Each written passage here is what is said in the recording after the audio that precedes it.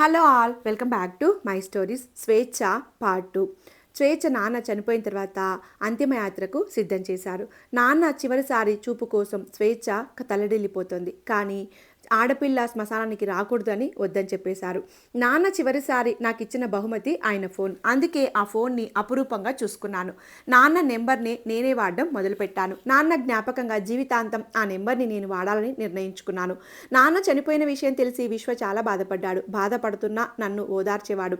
ప్రతిరోజు ఫోన్ చేసేవాడు. నేను తిన్నానో లేదో తెలుసుకున్నాకే తను తినేవాడు. వారానికి ఒకసారి వరంగల్కి వచ్చి నాతో సమయం గడిపేవాడు. నాన్న నా గురించి ఎంత బాధ్యతగా ఉంటాడో అంత బాధ్యతతో ఉండేవాడు.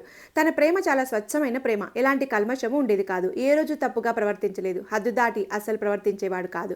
దూరమైన నాన్న ప్రేమ నాకు విశ్వ ద్వారా దగ్గరైనట్లు అనిపించేది. నాన్న చనిపోయిన తర్వాత విశ్వ లేకపోతే నేను ఏమైపోయేదాన్నో తలుచుకుంటే భయమేస్తోంది. నాన్న లేడన్న బాధని జీర్ణించుకోలేకపోతున్న నన్ను విశ్వాన్ని మళ్ళీ మామూలు మనిషిని చేశాడు. నాన్న చనిపోయాక మా కుటుంబానికి పెద్ద దిక్కు లేకుండా పోయింది. అమ్మకి ఆర్థిక లావాదేవీల గురించి, వ్యాపారం గురించి అంతగా అవగాహన లేదు. అవన్నీ అంతకుముందు నాన్నే చూసుకునేవాడు. తమ్ముడికి ఇంకా అంత వయసు రాలేదు. నాన్న చనిపోవడంతో వ్యాపారం కూడా బాగా దెబ్బతింది. వ్యాపారంలో నష్టం రాసాగింది. అమ్మకి భయం పట్టుకుంది. ఏం చెయ్యాలో అర్థమయ్యేది కాదు. వ్యాపారం సంగతి నేను చూసుకుంటానంటే ఆడపిల్లవి నీ వల్ల కాదు, వద్దు అనేది. ప్రతి విషయానికి బంధువుల జోక్యం ఎక్కువయ్యేది. అమ్మ కూడా వారి మాటలకి విలువిచ్చేది. ఇక మా పైన బంధువుల పెత్తనం మొదలైంది. వ్యాపారాన్ని వేరే వాళ్ళకి అప్పగించేశాము. వచ్చిన డబ్బుతో అమ్మ నన్ను, తమ్ముడిని బాగా చదివించాలనుకుంది. నాన్న కోరిక ప్రకారం డాక్టర్ని అవ్వాలని నేను ఆశపడ్డాను. కానీ మా బంధువులు అమ్మతో, ఒక్కదానివి ఇంత సంసారాన్ని ఎలా మోస్తావు? ముందు ఆడపిల్ల పెళ్లి చేసి బాధ్యత దింపుకో, కొడుకుని చదివించుకోమని ఉచిత సలహా ఇచ్చారు.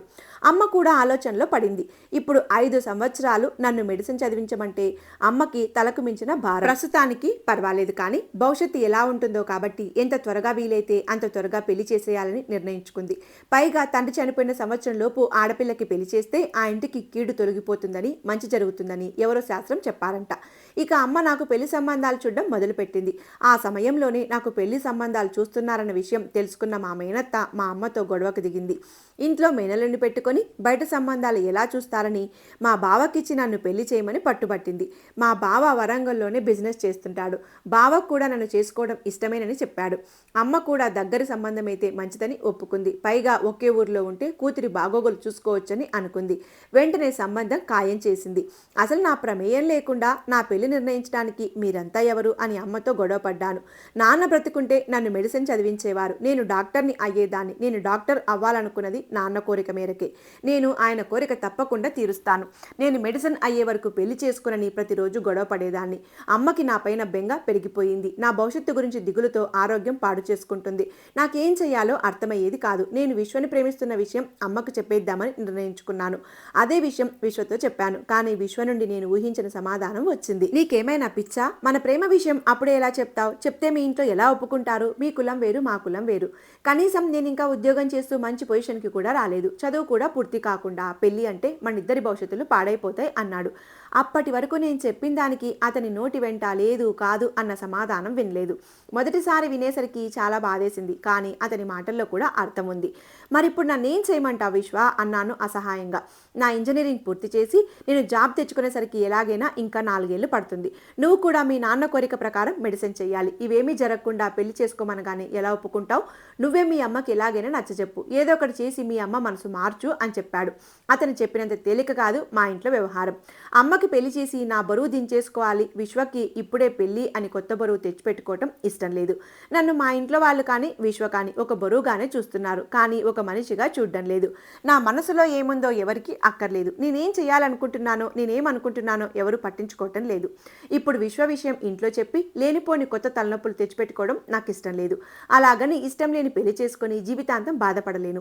ఏం చేయాలో అర్థం కాక పిచ్చెక్కుతోంది. ఇటువైపు అమ్మని బ్రతిమాలుతున్నాను, అటువైపు విశ్వని బ్రతిమాలుతున్నాను. కానీ ఎవరూ నా మాట వినటం లేదు. నా గురించి పట్టించుకోవటమూ లేదు. వాళ్ళకి ఏం కావాలో అదే చేయమంటున్నారు.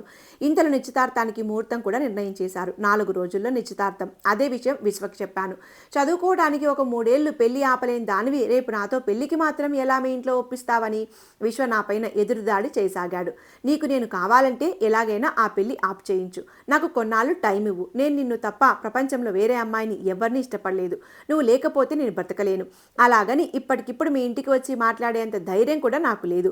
నువ్వే ఏదో ఒకటి చేసి ఈ పెళ్లి ఆపు చేయించు అని భారం మొత్తం నా పైన పెట్టేసి తన చేతులు దులుపుకున్నాడు. నిశ్చితార్థం ముందు రోజు నాకు అసలు నిద్ర పట్టలేదు. రాత్రంతా ఏడుస్తూనే ఉన్నాను. రకరకాల ఆలోచనలు.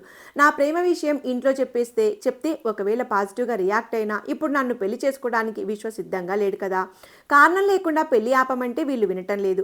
పోనీ నేను ప్రేమిస్తున్న విషయం బావకు చెప్తే తను నా బాధని అర్థం చేసుకుంటాడేమో. ఒకవేళ అర్థం చేసుకోకుండా రాద్ధాంతం చేస్తే బంధువులందరి ముందు ఇన్నాళ్ళు నాన్న సంపాదించిన పేరు ప్రతిష్టలు మంట కలిసిపోతాయి. మరి ఇప్పుడు ఏం చెయ్యాలి? ఎవరికి చెప్పాలి నా బాధ? ఎవరు నన్ను అర్థం చేసుకుంటారు అని బాధపడుతూనే ఉన్నాను. ఎప్పుడు నిద్రపోయానో తెలియదు. ఉదయం అమ్మ నన్ను లేపుతోంది. త్వరగా లేచి రెడీ అవ్వు, ఇవాళ నిశ్చితార్థం. ఇవాళ కూడా ఇంత బద్ధకం ఏంటి అని తిడుతోంది. నిశ్చితార్థం అన్న మాట వినపడగానే గుండె బరువెక్కిపోయింది. ఫోన్ చూస్తే విశ్వ దగ్గర నుండి మెసేజ్, ప్లీజ్ బంగారం, నువ్వు లేకుండా నేను ఉండలేను, ఎలాగైనా పెళ్లి ఆప్ చేయి అని. మొదటిసారి విశ్వని బాగా తిట్టుకున్నాను. సిగ్గులేదు వీడికి. ప్రేమించిన అమ్మాయి నిశ్చితార్థం అవుతుంటే చేతకాని వాళ్ళ ఏమీ చేయకుండా మెసేజ్లు పెడుతున్నాడు. ఆడపిల్లని ఈ సిచ్యువేషన్ని ఎలా హ్యాండిల్ చేయాలి, ఎలా హ్యాండిల్ చేస్తాననుకుంటున్నాడు. నిజంగా ఒక చేతకాని వాడిని ప్రేమించాను. వాడికి ప్రేమించడం ఒక్కటే వచ్చు, ఇంకేమీ రాదు. ప్రేమించిన అమ్మాయి కోసం పోరాడే ధైర్యం కూడా లేదు. వీడి మొహానికి మళ్ళీ ప్రేమ కావాలి, నేను కావాలా అని ఏడ్చుకుంటూ వాడిని కసితీర తిట్టుకున్నాను. ఇంతలో అమ్మ అత్త వాళ్ళు రెడీ అయ్యి రమ్మని గొడవ చేస్తున్నారు. ఇక చేసేది ఏమీ లేక దేవుణ్ణి తలుచుకొని భారం మొత్తం ఆయన పైన వేసి నిశ్చితార్థానికి సిద్ధమయ్యాను. నిశ్చితార్థం ఇంటి దగ్గరే ఏర్పాటు చేశారు. బంధువులందరూ మా ఇంటికి చేరుకున్నారు. పెళ్లి కొడుకు తరఫు వాళ్ళు కూడా వచ్చేశారు. మా పెద్దమ్మ పిల్లలు, పిన్నమ్మ పిల్లలు నన్ను అందంగా మేకప్ వేసి రెడీ చేశారు. వాళ్ళు ఎంత రెడీ చేసినా ఏదో లోపం కనిపిస్తుందని ఆలోచిస్తున్నారు. నా మొహంలో చిరునవ్వు లేనప్పుడు ఎంత మేకప్ చేసినా ఉపయోగం ఉండదని వాళ్ళకి అర్థం కావటం లేదు. సమయం అయిందని అమ్మాయిని కిందికి తీసుకురామని కబురు పంపారు. అన్న మనస్కంగానే గదిలో నుండి బయటకు వచ్చాను. కిందంతా హడావిడిగా ఉంది. మా మేనత్త, మా మావయ్య, మా బావ ఒకవైపు కూర్చొని ఉన్నారు. పంతులు ఏవో మంత్రాలు చదువుతున్నాడు. తాంబూలం అందుకోవటానికి మా బాబాయ్ దంపతులు ఎదురుగా కూర్చొని ఉన్నారు. అడుగు తీసి అడుగు వేస్తుంటే గుండెలో దడ పెరిగిపోయింది. ఏదైనా అద్భుతం జరిగి ఈ నిశ్చితార్థం ఆగిపోతే బాగుండు అని మనసులో దేవుళ్ళందరికీ కొన్ని వేల సార్లు దండం పెట్టుకున్నాను. నేను కిందికి రావడం చూసి మా బావ తల తిప్పి నా వైపే చూస్తున్నాడు. నా మొహంలో చిరునవ్వు లేకపోయినా తన కళ్ళకు మాత్రం నేను అందంగా కనిపిస్తున్నట్లున్నాను. అసలు చూపు తిప్పుకోవటం లేదు. నేను తన వైపు ఒక్క చూపు చూశానేమో గానీ ఆశగా నా వైపే చూస్తున్నాడు. కానీ నేను మాత్రం దించిన తల ఎత్తలేదు. నా మనసంతా ఈ నిశ్చితార్థం ఎలా ఆపుదామా అన్న ధ్యాసే ఉంది. కానీ నా ఆశ ఫలించలేదు. ఏ దేవుడు నా మొర ఆలకించలేదు. నేను ఏ దేవుళ్ళనైతే కాపాడమని అడిగానో ఆ దేవుళ్ళ సాక్షిగానే మా నిశ్చితార్థం జరిగిపోయింది. మా అత్తయ్య వాళ్ళు తాంబూలం పళ్ళెం మా బాబాయ్ వాళ్ళకి అందించారు. ఇద్దరు తాంబూలాలు మార్చుకున్నారు. మా బావ కళ్ళల్లో సంతోషం కనపడుతోంది. అక్కడ అందరి మొహాలు ఆనందంతో వెలిగిపోతున్నాయి. ఒక్క నా మొహం తప్ప. మా బావ నా చెయ్యి అందుకొని నా వేలికి ఉంగరం తొడిగాడు. మా పిన్ని నా చేతికి ఉంగరం ఇచ్చి మా బావ వేలికి తొడగమంది. సినిమాల్లో లాగా ఉంగరం తొడుగుతున్న క్షణంలో నా విశ్వ వచ్చి ఆపండి అని గట్టిగా అరుస్తాడేమో అని ఎదురు చూస్తున్నాను. కానీ ఇది సినిమా కాదు, వాడు హీరో కాదు, అందుకే రాలేదు. నేను ఉంగరం తొడగకుండా ఆలోచిస్తుంటే పంతులు గారు, ఇదిగో అమ్మాయి, ఏంటి ఉంగరం తొడగకుండా ఆలోచిస్తున్నావు అని పిలవటంతో మళ్ళీ ఈ లోకంలోకి వచ్చాను. ఇక్కడితో అంతా అయిపోయింది అని ఒక నిట్టూర్పు వదిలి బావ చేతికి ఉంగరం తొడిగాను. అందరూ చప్పట్లు కొట్టి అడావిడి చేస్తున్నారు. బావ సిగ్గుపడిపోతున్నాడు. అమ్మ కళ్ళల్లో త్వరలో భారం దిగిపోతుంది అన్న ఆనందం కనపడింది. నా మనసు మాత్రం వెక్కి పెట్టి ఏడుస్తోంది. దాని ఏడుపు ఎవ్వరికీ వినపడ్డం లేదు. నిశ్చితార్థపు తంతు పూర్తయిపోయిందని పెళ్లికి ముహూర్తాలు చూస్తున్నారు. బయట భోజనాలు మొదలయ్యాయి. బంధువులు, తెలిసిన వాళ్లతో ఇల్లంతా హడావిడిగా ఉంది.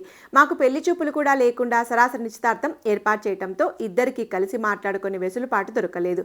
అందుకని మా బావని నన్ను కాసేపు ఏకాంతంగా మాట్లాడుకోమని డాబా పైకి పంపించారు. నేను ముందు వెళ్తుంటే బావ నన్ను తదేకంగా చూస్తూ నా వెనకే వస్తున్నాడు.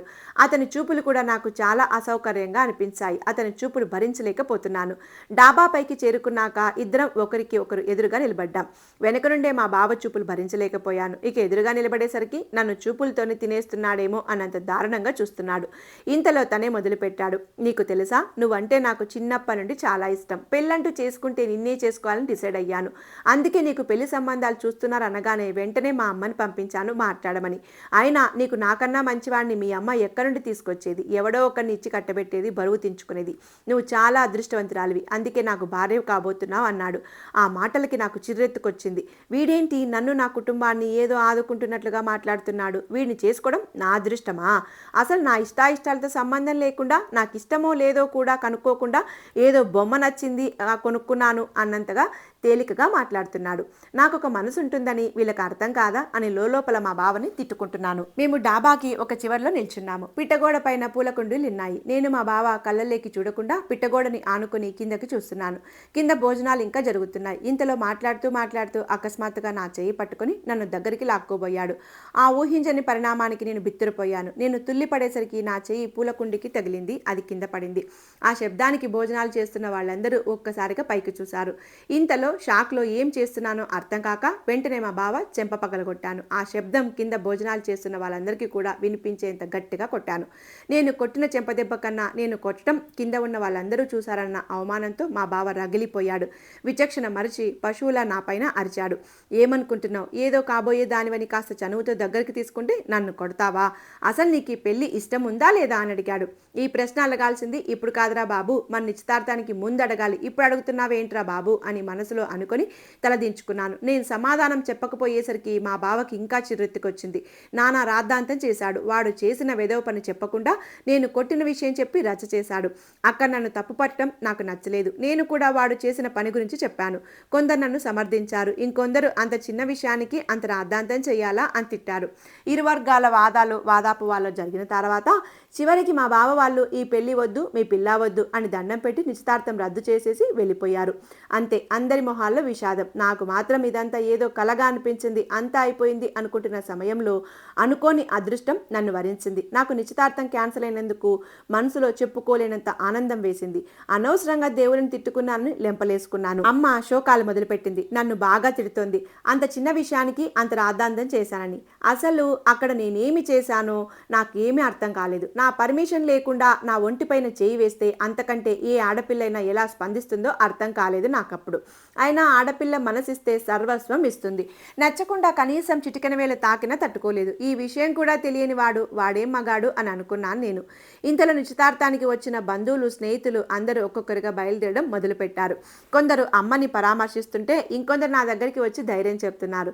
ఇంతలో ఒక వ్యక్తి నా దగ్గరికి వచ్చి కంగ్రాలేషన్స్ అన్నాడు. సమయం సందర్భం లేకుండా కంగ్రాలేషన్స్ అంటున్నాడు వీడెవడని తలపైకెత్తి చూశాను. అతన్ని నేను ఇంతకు ముందు ఎప్పుడూ చూడలేదు. ఎవరో కొత్త వ్యక్తి, కానీ అతనే నా జీవితాన్ని, భవిష్యత్తుని తలకిందులు చేస్తాడని అప్పుడు ఊహించలేకపోయాను. అసలు ఆ రోజు ఆ వ్యక్తి నా ఎంగేజ్మెంట్కి రాకపోయి ఉంటే నా జీవితం ఇంకోలా ఉండేదేమో. నా ఎంగేజ్మెంట్ సంగతి ఏమైందోనని విశ్వ చాలా కంగారు పడ్డాడు. ఫోన్ల మీద ఫోన్లు చేస్తూనే ఉన్నాడు. నేను లిఫ్ట్ చేసి తనకి సమాధానం చెప్పలేకపోయాను. చుట్టాలందరూ వెళ్ళిపోయాక తనకు ఫోన్ చేశాను. ఫోన్ ఎత్తగానే స్వేచ్ఛ ఏం జరిగింది అని అడిగాడు కంగారుగా. ఏం జరుగుతుంది? ఎంగేజ్మెంట్ జరుగుతుంది. ఇంకొన్నాళ్ళాగితే నా పెళ్లి జరుగుతుంది అన్నాను, కావాలని తనని ఉడికించాలని. ఆ మాట వినగానే విశ్వ ఏడ్చేశాడు. నిన్ను ఇంకొకరి భార్యగా ఊహించుకోలేను స్వేచ్ఛ. నువ్వు నాకు దూరం అవుతున్నావన్న ఊహే భరించలేకపోతున్నాను. అయినా నువ్వెలా ఒప్పుకున్నావు? ఎలాగైనా ఎంగేజ్మెంట్ ఆపమని చెప్పాను కదా అన్నాడు. నువ్వు చెప్పినంత సులువు కాదు బాబు. నేను ఆడపిల్లని, మాకంత స్వేచ్ఛ ఉండదు. ఇప్పటికైనా చెప్పు, నువ్వు ఒప్పుకుంటే నీ దగ్గరికి వచ్చేస్తాను అని అడిగాడు. అతని సమాధానం వినాలని. లేదు స్వేచ్ఛ, ఇప్పుడు నువ్వు వచ్చేస్తే లేచిపోయావంటారు. నీకు చెడ్డ పేరు రావడం నాకు ఇష్టం లేదు. నా స్వేచ్ఛని ఒక్కరు కూడా వేలెత్తి చూపకూడదు. అలాగని మీ ఇంటికొచ్చి మాట్లాడే ధైర్యం కూడా నాకు లేదు. నీకు దూరమై నేను బతకలేను. అలాగని మనం కలిసి కూడా బతకలేము. నువ్వు అతనినే పెళ్లి చేసుకో. నేను జీవితాంతం నీ జ్ఞాపకాలతో బతికేస్తాను అని ఏడుస్తున్నాడు. అతను నా కోసం బాధపడుతున్నందుకు సంతోషించాలో, నన్ను వదిలేసుకోవడానికి సిద్ధపడుతున్నందుకు బాధపడాలో నాకేమీ అర్థం కాలేదు. విశ్వది స్వచ్ఛమైన ప్రేమ, కానీ ఆ ప్రేమలో ధైర్యం లేదు.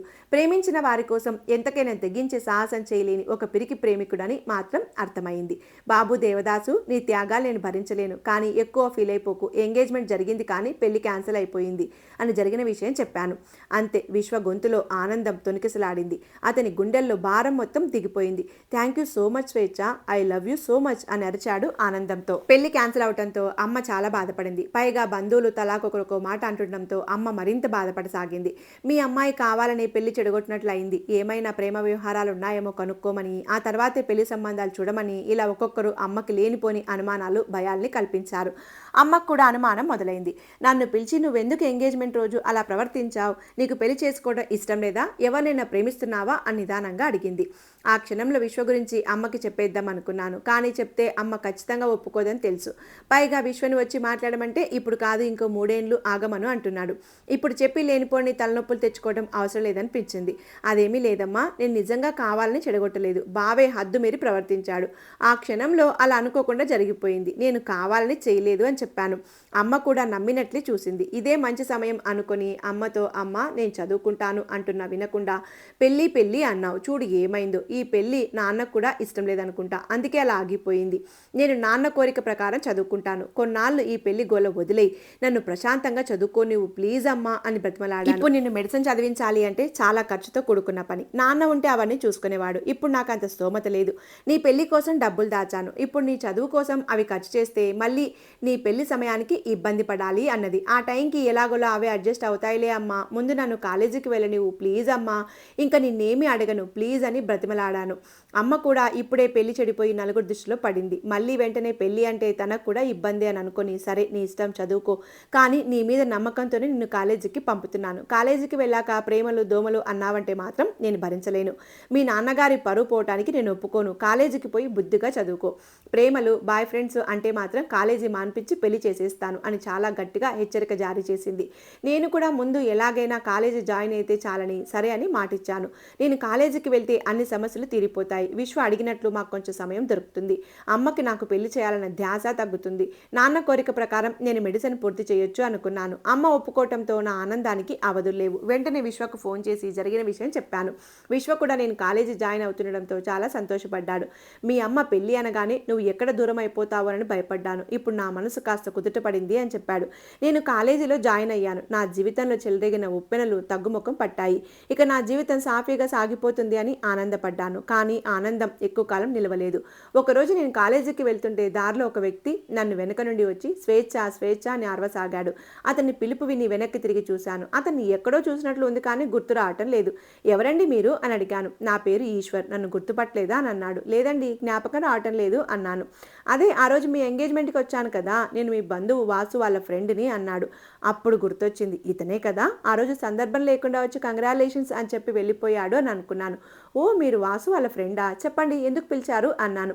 ఐ లవ్ యూ స్వేచ్ఛ, నేను నిన్ను ప్రేమిస్తున్నాను అని నా చేతిలో ఒక పువ్వు పెట్టాడు. ఆ ఊహించిన సంఘటనకి కాసేపు షాక్లో ఉన్నాను. వెంటనే తేరుకొని అతనిచ్చిన పువ్వుని దూరంగా విసిరేసి, ఏంటండి పిచ్చి పిచ్చిగా ఉందా, మీ పేరు కూడా నాకు తెలియదు, వచ్చి ప్రేమాదోమ అంటారేంటి అన్నాను. చెప్పానుగా నా పేరు ఈశ్వర్, ఎంబీఏ చేశాను, మా నాన్నగారి బిజినెస్ చూసుకుంటున్నాను, ఆస్తిపాస్తులు బాగానే ఉన్నాయి, నిన్ను కూడా బాగా చూసుకోగలను అని తన గురించి ఏవేవో చెప్తున్నాడు. నాకు చిరాకొచ్చి అక్కడి నుండి ముందుకు కదిలాను. స్వేచ్ఛ, సమాధానం చెప్పకుండా అలా వెళ్ళిపోతున్నావేంటి, మీ కజిన్ వాసు నేను ఫ్రెండ్స్, ఆ రోజు వాడే నన్ను ఎంగేజ్మెంట్కి రమ్మని పిలిచాడు, వాడి కోసమే ఎంగేజ్మెంట్కి వచ్చాను. అప్పుడే నువ్వు గులాబీ రంగు చీరలో ఒంటి నిండా నగలతో తల్లిండా పువ్వులు పెట్టుకొని మెట్లు దిగుతూ కనిపించావు. నా కళ్ళకి నువ్వు పెళ్లి కూతురులా కనిపించలేదు, నా కోసమే పుట్టిన దేవతలా కనిపించావు. నా దేవతని నాకు దూరమయ్యే క్షణం వరకు దాచేసి సరిగ్గా తన నిశ్చితార్థం రోజున నాకు చూపించాడని దేవుణ్ణి మనసులో చాలా తిట్టుకున్నాను. ఆ క్షణంలో నాలో స్వార్థం మొదలైంది. ఎలాగైనా ఆ పెళ్లి ఆగిపోతే బాగుండని కొన్ని వందల సార్లు దేవుడికి దండం పెట్టుకున్నాను. కానీ నా కళ్ళ ముందే వాడెవడో చేతికి ఉంగరం తొడిగేశాడు. నువ్వు వాడి చేతికి ఉంగరం తొడిగేశావు. నా మనసులో ప్రేమ పుట్టిన 10 నిమిషాల్లోనే నా గుండె ముక్కలైపోయింది. ఆ క్షణంలో ఇక ఏమీ చేయలేక దిగులుగా నిన్ను చూస్తూ కూర్చున్నాను. అప్పుడే నా జీవితంలో అద్భుతం జరిగింది. నువ్వు వాడిని కొట్టడం, పెళ్లి క్యాన్సిల్ అవటం అన్నీ నేను చూస్తుండగానే జరిగిపోయాయి. ఆ క్షణంలో ముగిసిపోయింది అనుకున్న నా ప్రేమ కథ మళ్ళీ మొదలైంది. అప్పుడే నీ దగ్గరికి వచ్చి నీకు కంగ్రాచులేషన్ చెప్పాను, నువ్వు నా లైఫ్లోకి రాబోతున్నందుకు. ఆ క్షణంలోనే గట్టిగా నిర్ణయించుకున్నా నిన్ను చచ్చినా వదిలే ప్రసక్తి లేదని. ఆ రోజు జరిగింది మొత్తం చెప్పాడు. అంటే ఆ రోజు అక్కడ నేను కాకుండా ఇంకో వ్యక్తి కూడా నా పెళ్లి ఆగిపోవాలని కోరుకున్నాడని అప్పుడే నాకు తెలిసింది. నేను తనతో, చూడండి దయచేసి నన్ను డిస్టర్బ్ చేయకండి, ఇప్పుడిప్పుడే మా ఇంట్లో నన్ను నమ్మి కాలేజీకి పంపుతున్నారు, నేను చదువుకొని మెడిసిన్ పూర్తి చేయాలి, అది నా లక్ష్యం. మధ్యలో ఈ ప్రేమలు దోమలు అంటూ నా లక్ష్యాన్ని పాడు చేసుకోలేను, దయచేసి నా పరిస్థితి అర్థం చేసుకోండి అని చాలా మృదువుగా చెప్పాను. నీ లక్ష్యాన్ని నేను పాడు చేయను, అలాగే నా మనసుని నువ్వు బాధపెట్టకు. చెప్పాగా ఈ ఈశ్వర్ మనసులో నీ బొమ్మ అచ్చైపోయిందని, అది నేను చచ్చేదాకా చెరిగిపోదు. నువ్వు చదువుకుంటావో ఉద్యోగం చేస్తావో అదంతా నీ ఇష్టం, కానీ పెళ్ళి మాత్రం నా ఇష్టం. నువ్వు నన్నే పెళ్లి చేసుకోవాలి, అది నేనేదో తన సొత్తు అన్నట్లుగా మాట్లాడాడు. ఇంకా అతనితో వాదించే సమయం వృధా చేసుకోవటం ఇష్టం లేదు నాకు. నేను అతని మాటలు పట్టించుకోకుండా అక్కడి నుండి వెళ్ళిపోయాను. వెంటనే ఈ విషయం విశ్వాకి చెప్పాలనుకున్నాను, కానీ కాలేజీకి వెళ్తుంటే ఇలాంటి వాళ్ళు చాలామంది తగులుతారు. ఇప్పుడు వాళ్ళందరి గురించి ఎక్కువగా ఆలోచించి ఆలోచించి మళ్ళీ ఈ విషయం విశ్వాకి చెప్పి విశ్వ మనసు పాడు చేయటం ఇష్టం లేక ఆ విషయాన్ని అక్కడితో వదిలేశాను. మరుసటి రోజు కూడా అతను నేను వచ్చేదారిలో నా కోసం ఎదురు చూస్తూ నిలబడ్డాడు. నేను అతని వంక చూడకుండా అతన్ని దాటుకొని వెళ్ళిపోయాను. అతను కూడా ఏమీ మాట్లాడలేదు. నన్ను కేవలం అలా చూస్తూ నిలబడిపోయాడు. అతని చూపులు నాకు చాలా ఇబ్బందిగా ఉన్నాయి. అతను నన్ను అంత తదేకంగా చూస్తుంటే నాకెందుకో అసౌకర్యంగా అనిపించింది. నా కర్మ ఏంటో ఇలాంటి వాళ్ళందరూ నాకే తగులుతున్నారు. ఒక్కరోజు కూడా ప్రశాంతంగా ఉండనివ్వటం లేదు నన్ను. ఇతన్ని కాదు ముందు మా వాసుని అనాలి. ఎవరిని పడితే వాళ్ళని ఇంటికి తీసుకొచ్చి నాకు లేనిపోని తలనొప్పులు తెచ్చిపెట్టాడు అని తిట్టుకుంటూ వెళ్ళిపోయాను. మరుసటి రోజు భయంగానే ఆ దారిలో వెళ్తున్నాను. మళ్ళీ ఎక్కడ అతను ఉన్నాడేమో, అతని చూపులతో వేధిస్తాడేమో అని భయపడుతూనే వెళ్ళాను. కానీ ఆశ్చర్యంగా అతను అక్కడ లేడు. అమ్మయ్య, పోనీలే, అర్థం చేసుకున్నట్లున్నాడు నా బాధ. 3వ రోజుకే జ్ఞానోదయం అయినట్లయింది గురుడికి అనుకొని కాస్త ప్రశాంతంగా కాలేజీకి వెళ్ళాను. సాయంత్రం కాలేజీ అయ్యాక ఇంటికి వచ్చాను. అమ్మ, అత్తయ్య, మామయ్య, అమ్మమ్మ అందరూ ఉన్నారు. వాళ్ళు కాకుండా ఇంకా ఎవరో ఒకతను అటు తిరిగి కూర్చున్నాడు. ఏమైంది, అందరూ ఎందుకు సమావేశమయ్యారు, మళ్ళీ నా పీక మీదకి ఏం తెచ్చారు అని అనుకుంటూ ముందుకు వెళ్ళాను. అంతే, నా గుండె జారిపోయింది. ఒళ్ళంతా చెమటలు పట్టేశాయి. కాళ్ళు చేతులు వణికిపోయాయి. ఆ వచ్చిన అతను ఎవరో కాదు, ఈశ్వర్. ఇతనేంటి డైరెక్ట్గా ఇంటికి వచ్చాడు, అసలు ఏమి మాట్లాడడానికి వచ్చాడు అని మా వాళ్ళ వంక చూశాను. అందరి మొహాళ్ళు కందగడ్డల్లా మారిపోయాయి. కోపంతో కళ్ళు ఎర్రబడిపోయాయి. మా అమ్మ నన్ను చూడగానే పళ్ళు పటపటా కొరుకుతోంది. ఏమైంది, వీళ్ళంతా ఎందుకింత కోపంగా ఉన్నారు, అసలు ఇతనేం చెప్పాడు అని కంగారు పడుతూ అమ్మ దగ్గరికి వెళ్ళి నిల్చున్నాను. ఏమైందమ్మా అని అమాయకంగా అడిగాను. ఏమైందా, ఏదైతే జరగకూడదని భయపడ్డానో అదే చేశావు కదా, మా పరువు మొత్తం గంగపాలు చేశావు, మీ నాన్నగారి పేరు మొత్తం చెడగొట్టావు అని అమ్మ నన్ను అరుస్తూ ఏడుస్తోంది. వెంటనే ఆ మహానుభావుడు లేచి, స్వేచ్ఛని ఏమీ అనకండి, తనని ఏమైనా అంటే నేను ఊరుకోను, మేమేమీ తప్పు చేయలేదు, ప్రేమించుకున్నాం, అదేవి పరువు పోయే తక్కువ పని కాదు అని ఇంకా ఏదో చెప్పబోతుంటే, ఏంటి ప్రేమించుకున్నామా, అది నాకు తెలియకుండా నేను అతన్ని ప్రేమించానా, ఏం మాట్లాడుతున్నాడు ఇతను అని నాకు కోపం వచ్చింది. ఈశ్వర్, ఏం మాట్లాడుతున్నావు, అసలు ఎందుకు వచ్చావు మా ఇంటికి అని అతని మీద అరిచాను. నువ్వు కాసేపు సైలెంట్గా ఉండు బంగారం, నువ్వెవరికి భయపడక్కర్లేదు, నేను చూసుకుంటాను అని నేను మాట్లాడుతుంటే అడ్డుపడి నా నోరు మూయించి అతనే మాట్లాడాడు. మా మామయ్య ఇంతకీ మైదేం కులం అని అడిగాడు. అతను చెప్పాడు, మా కులం వేరు, మీ కులం వేరు, ఇలాంటివన్నీ మా ఇళ్లలో కుదరవు, దయచేసి ఇక్కడ నుండి వెళ్ళిపో అని మా మామయ్య అంటున్నాడు. ఈ కాలంలో కూడా కులాలేంటండి, మీరు అవునన్నా కాదన్నా నేను స్వేచ్ఛని పెళ్లి చేసుకుని తిరుతాను అని అందరి ముందు ధైర్యంగా శపథం చేశాడు. అతని మాటలకు మా ఇంట్లో ప్రతి ఒక్కరికి కోపం వచ్చింది. నాకైతే ఒళ్ళు మండిపోయింది. మా మామయ్య వెంటనే ముందు, నువ్వు ఇక్కడ నుండి వెళ్ళు, లేదంటే పోలీస్ కంప్లైంట్ ఇస్తాను అని బెదిరించాడు. మీ బెదిరింపులకి భయపడే రకాన్ని కాదు నేను, చెప్పానుగా, మీరు కాదంటే స్వేచ్ఛను లేపుకెళ్ళైనా పెళ్లి చేసుకుంటాను అని చెప్పి ఇంటి నుండి వెళ్ళిపోయాడు. అసలు ఈశ్వర్ నా లైఫ్లోకి ఎందుకు వచ్చాడు, అసలు నేను అతన్ని ప్రేమించకపోయినా, ఇష్టం లేదని చెప్పినా అంత ధైర్యంగా ఇంటికొచ్చి ఎలా మాట్లాడాడు, పైగా మా ఇంట్లో నన్ను నా ప్రమేయం లేకుండా దోషించేశాడు. ప్రేమించిన వాడేమో ఇంటికొచ్చి మాట్లాడమంటే పిరికి వాళ్ళ పారిపోతున్నాడు, ప్రేమించిన పొమ్మన్న వాడేమో సరాసరి ఇంటికొచ్చేశాడు. ఒక్క విషయంలో మాత్రం ఈశ్వర్ విశ్వ కన్నా చాలా మెరుగనిపించింది. ప్రేమించిన అమ్మాయి కోసం ఎంతకైనా తెగిస్తాడని అర్థమైంది. అతని తెగువలో 10వ వంతు ధైర్యం విశ్వకి ఉన్నా నాకు ఇన్ని కష్టాలు ఉండేవి కావు అనిపించింది ఆ క్షణంలో. ఈశ్వర్ వెళ్ళిపోయాక మా ఇంట్లో వాళ్ళందరూ నా పైన మూకుమ్మడి దాడి చేశారు. అసలు ఎవడు వాడు, అంత ధైర్యంగా ఇంటికొచ్చి ఎలా పిల్లనివ్వమని అడుగుతున్నాడు, అదంతా వాడికి నువ్వు ఇచ్చిన అలుసే, మీ నాన్న లేడు, నీ ఇష్టం వచ్చినట్లు ఆడదామనుకుంటున్నావేమో, నీ ఆటలు కుదరవు, బుద్ధిగా చదువుకోమని పంపితే ప్రేమ వ్యవహారాలు నడుపుతావా, ఇంకా చదువు లేదు గిదువు లేదు, త్వరగా నీకు పెళ్లి చేసేస్తామని ఒకరి తర్వాత ఒకరు నన్ను మాటలతో చిత్రవద చేశారు. అయ్యో రామా, నిజంగా వాడెవడో నాకు తెలియదు, నేను వాడికి ఇంటికి వచ్చి అడగమని చెప్పలేదు, ఒట్టేసి చెప్తున్నాను, నిజంగా వాడెవడో నాకు తెలియదు అన్నాను. వాడెవడో తెలియకపోతే ఈశ్వర్ అని పేరు పెట్టి ఎలా పిలిచావు, వాడికి నువ్వు అంత చనువు ఇవ్వకపోతే ఆగు బంగారం అని నిన్ను ఎందుకంటాడు అని అడిగాడు. అతను వాసు ఫ్రెండ్ అంట, నన్ను మొన్న నిశ్చితార్థం అప్పుడు చూశాడట, ప్రేమించాడట, ఆ విషయం నాకు చెప్తే నేను తిట్టి పంపించాను, అక్కడితో అతని గొడవ వదిలిపోయింది అనుకున్నాను, ఇలా ఇంటికి వస్తాడని అస్సలు ఊహించలేదు అని వాళ్ళకి జరిగిన విషయాన్ని అర్థమయ్యేలా చెప్పడానికి ప్రయత్నించాను. కానీ ఒక్కరు కూడా నా మాట మీద నమ్మకం లేదు. వాసుని ఇంటికి పిలిపించారు, అతడి గురించి అడిగారు, ఎంగేజ్మెంట్కి తీసుకొచ్చిన మాట నిజమే కానీ మిగతా కథంతా తనకు తెలియదు అన్నాడు. నేను చెప్పింది నిజం, నన్ను నమ్మమని బ్రతిమలాడాను. చివరికి సరే నమ్ముతాం, వాడికి నీకు ఎటువంటి సంబంధం లేదంటున్నావు, కాబట్టి ఒకవేళ వాడు నీ వెంట పడితే మేం చూసుకుంటాం, నువ్వు మాత్రం మేము చూపించిన వాడితో తల వంచుకొని తాళి కట్టించుకోవాలి, అలా కాదని పిచ్చి వేషాలు వేసావో చంపి పాతరేస్తాం అన్నారు. నేను ఏమీ మాట్లాడలేదు. సరే అంటే ఎవడో ఒక తలకు మాసిన వాడికిచ్చి పెళ్లి చేస్తారు, కాదు అంటే ఆ ఈశ్వర్తో ప్రేమలో ఉన్నానని నాకు నరకం చూపిస్తారు, ఏం చెప్పాలో అర్థం కావటం లేదు, కాలేజీకి పంపిస్తామంటే మీరు చెప్పినట్లు వింటాను అని చెప్పాను, కనీసం నా చదువైనా ఆగకుండా ఉంటుందని. కానీ నాకు ఊహించని షాక్ ఇచ్చారు మా ఇంట్లో వాళ్ళు. మా మావయ్య 2 రోజుల్లో పెళ్లి సంబంధం తీసుకొచ్చారు. రేపు పెళ్లివారు చూసుకోవటానికి వస్తారు అని చెప్పారు. ఆ మాట వినగానే కోపంతో అరిచేశాను. అసలేం అనుకుంటున్నారు? నేను మనిషిని అనుకుంటున్నారా, బొమ్మను అనుకుంటున్నారా? ఇష్టం వచ్చినట్లు ఆడుకుంటున్నారు. నా ఇష్టాయిష్టాలతో సంబంధం లేదా అని గట్టిగా అన్నాను. దానికి అమ్మ, ఇప్పుడు నీ ఇష్ట ప్రకారం అంటే నువ్వు ప్రేమించిన ఆ వేరే కులమోడికిచ్చి పెళ్లి చేయమంటావా అంది. అమ్మ ఎవరి గురించి అన్నదో అర్థం కాలేదు. విశ్వ గురించా, ఆ ఈశ్వర్ గురించా అనిపించింది. ఎవరి గురించి మాట్లాడుతున్నావు అన్నాను. ఏం తెలియని నంగనాచిలా మాట్లాడకు, అదే మొన్న ఇంటికి వచ్చిన వాడి గురించి చెప్తున్నాను అన్నది. అమ్మ, నేను అతన్ని ప్రేమించడం లేదు అని మొన్ననే చెప్పాను, అయినా మీరు నమ్మటం లేదా? నేను నా ఇష్టం అన్నది నా చదువు గురించి, నాకు నా చదువు ఆపి పెళ్లి చేసుకోవటం ఇష్టం లేదు అన్నాను. దానికి సమాధానంగా మామయ్య, దాని గురించి అయితే నువ్వేమీ దిగులు పడకు, నీ చదువు గురించి వాళ్ళకి చెప్పాము. పెళ్ళయ్యాక కూడా నువ్వు చదువుకోవటానికి ఏ ఇబ్బంది ఉండదని హామీ ఇచ్చారు. వాళ్ళ కోడలు డాక్టర్ అయితే వాళ్ళకి గర్వంగా ఉంటుందని సంతోషించారు. పైగా పెళ్ళయ్యాక చదువుకి కావాల్సిన ఖర్చు మొత్తం వాళ్ళే చూసుకుంటామని చెప్పారు అన్నాడు. ఆ మాట వినగానే అమ్మ చాలా సంతోషపడింది. నా వైపు చూసి, నువ్వు నిజంగా చదువుకోవాలంటే ఈ పెళ్లి చేసుకొని తీరాలి. నువ్వు కోరుకుంటున్నట్లు నీ చదువు పూర్తవుతుంది, నేను కోరుకుంటున్నట్లు నీ పెళ్ళి అవుతుంది. నీకు ఇంతకంటే మంచి సంబంధం నేను తీసుకురాలేను. మొన్నటిలాగా ఏదో ఒకటి చేసి పెళ్లి సంబంధం మాత్రం చెడగొట్టకు. ఇప్పటికే ఆ నిశ్చితార్థం వల్ల మన పరువు మొత్తం పోయింది అన్నది. ఇంకా నాకు మాట్లాడడానికి అవకాశం లేకుండా పోయింది. వాళ్ళకి తెలిసి చదువు ఒక్కటే నా పెళ్లికి అడ్డంకి, కానీ మాత్రమే తెలుసు అసలు పెళ్ళే నాకు అడ్డంకి అని. ఇప్పుడు పెళ్లి చేసుకుంటే విశ్వకి దూరమైపోతాను, కానీ నా బాధను అర్థం చేసుకునే వాళ్ళెవరూ లేరు. చివరికి నేను ప్రేమించిన విశ్వ కూడా పరిస్థితి నా చేయి దాటిపోతుందని అర్థమై విశ్వకి ఫోన్ చేసి జరిగిన విషయం మొత్తం చెప్పాను. ఈశ్వర్ గురించి విన్నాక విశ్వ కోపంతో రగిలిపోయాడు. అసలు వాడికి ఇంటి దాకా వచ్చేంత అవకాశం నువ్వెందుకు ఇచ్చావు అని తిరిగి నాదే తప్పన్నట్లు మాట్లాడాడు. విశ్వ కూడా అదే మాట మాట్లాడేసరికి నాకు కోపంతో పాటు ఏడుపొచ్చింది. నాకు సంబంధం లేని విషయంలో నన్ను నిందించకు అని విశ్వని బాగా తిట్టాను. నా కోపం చూసి విశ్వ కాస్త వెనక్కి తగ్గాడు. ఇప్పుడేం చేద్దాం అని మళ్ళీ నన్నే అడిగాడు. ప్రతిసారి ఏం చేద్దామని నన్నే అడుగుతావేంటి? అసలు ఏం చేద్దామని నన్ను ప్రేమించావు? నీకు అసలు నన్ను పెళ్లి చేసుకునే ఉద్దేశం ఉందా లేదా అని గట్టిగా నిలదీశాను. నేను తప్ప ఇంకొకరిని పెళ్లి చేసుకోను, అవసరమైతే ప్రాణాలు వదులుతాను, కానీ నిన్ను మాత్రం వదులుకోను అని చెప్పాను కదా. నాకు కొంత సమయం కావాలి. ఈసారి కూడా ఏదో ఒక మాయ చేసి ఈ పెళ్లి చెడగొట్టు. అయినా ఇంకా మాటల దగ్గరే ఉన్నారు కదా, చూద్దాం, ఇంకా సమయం ఉంది కదా, నువ్వేమీ కంగారు పడకు అని నాకు ధైర్యం చెప్పి ఓదార్చాడు. మరుసటి రోజు కాలేజీకి బయలుదేరుతుంటే పెళ్లి చూపులు చూడ్డానికి వస్తున్నారని కాలేజీ మాన్పించారు. నా ఇష్టాయిష్టాలతో పని లేకుండా నన్ను గంగిరెద్దుని రెడీ చేసినట్టు పెళ్లి చూపులకి సిద్ధం చేశారు. ఉదయం పెళ్లి చూపులకి వస్తాను అన్నవారు మధ్యాహ్నానికి మా ఇంటికి చేరుకున్నారు.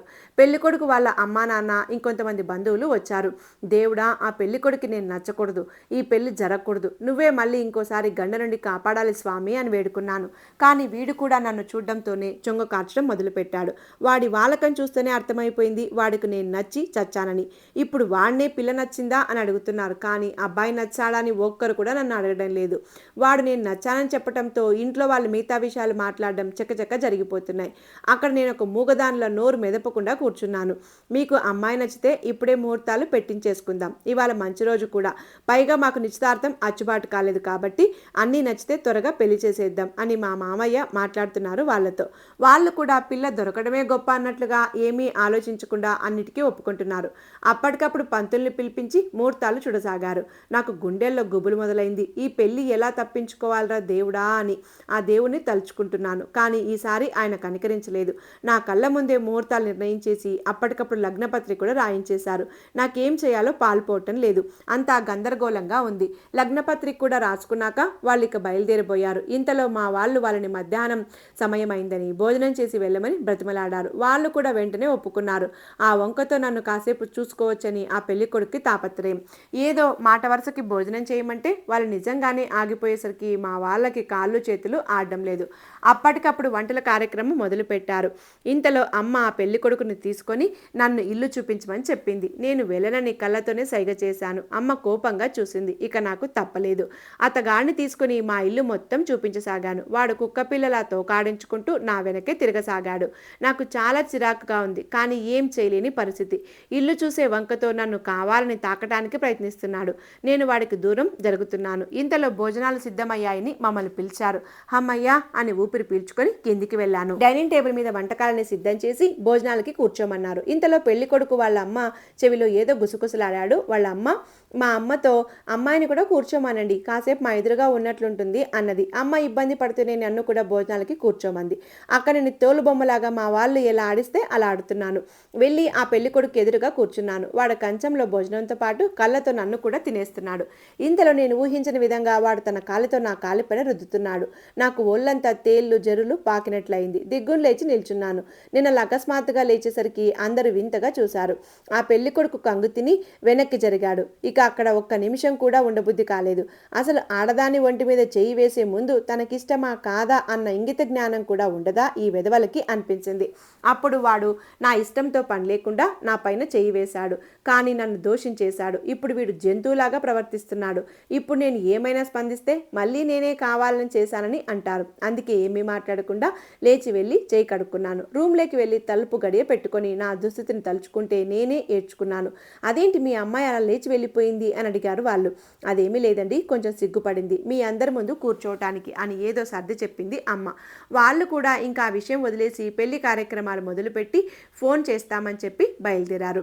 వాళ్ళు వెళ్ళటంతోనే అమ్మ కోపంగా రూమ్లోకి వచ్చి, ఏంటి మళ్ళీ పెళ్లి చెడగొట్టడానికి వెధవ ఆలోచనలు చేస్తున్నావా? ఈసారి నువ్వేమైనా చేస్తే నేను విషం దాగి చేస్తాను, జాగ్రత్త అని బెదిరించి వెళ్ళిపోయింది. నా బ్రతికేంటి ఇలా తగలడింది? దేనికి స్వేచ్ఛ లేదు. నా ఇష్టంతో ఎవరికి పని లేదు. ఎవరికి కావాల్సింది వాళ్ళు నాతో చేయిచ్చేస్తున్నారు.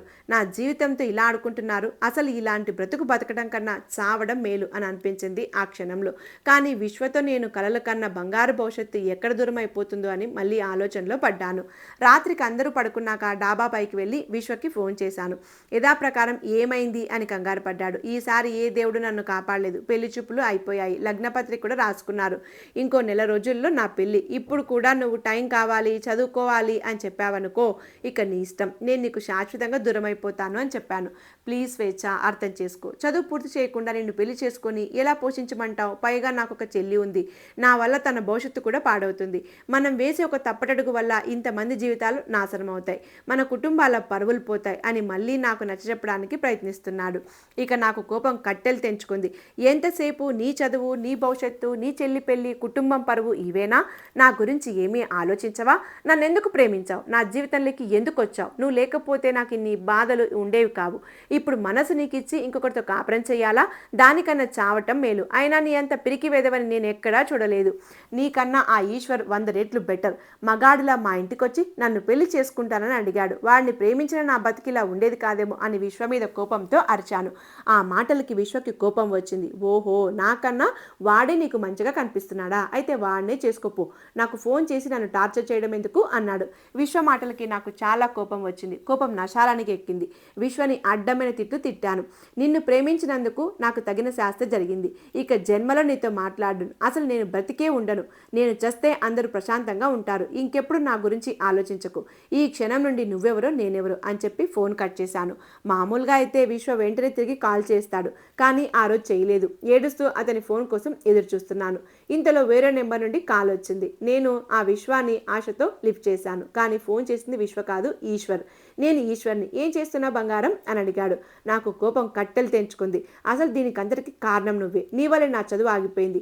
నాకు పెళ్లి చేసేస్తున్నారు. ఇప్పుడు నీకు హ్యాపీనా? నా జీవితం మొత్తం నాశనం చేస్తావు. ఇంకా నువ్వు సుఖంగా ఉండు. నేను ఇష్టం లేని పెళ్లి చేసుకుని బ్రతకలేను. అందుకే చేస్తాను. నేను చేస్తే కానీ ఈ బాధలన్నీ పోవు అని చెప్పి ఫోన్ పెట్టేశాను. స్వేచ్ఛ పెళ్లి జరిగిపోయిందా లేక పెళ్లి ఆగిపోయిందా అనేది వచ్చే కథలో షేర్ చేస్తాను. ఇది ఇవాల్టి కథ. ఈ కథ మీకు నచ్చిందని అనుకుంటున్నాను. కథ నచ్చితే లైక్ చేయడం, ఛానల్ సబ్స్క్రైబ్ చేయడం మర్చిపోవద్దు. కథను లాస్ట్ వరకు విన్నందుకు ధన్యవాదాలు. వచ్చే కథతో మళ్ళీ కలుద్దాం.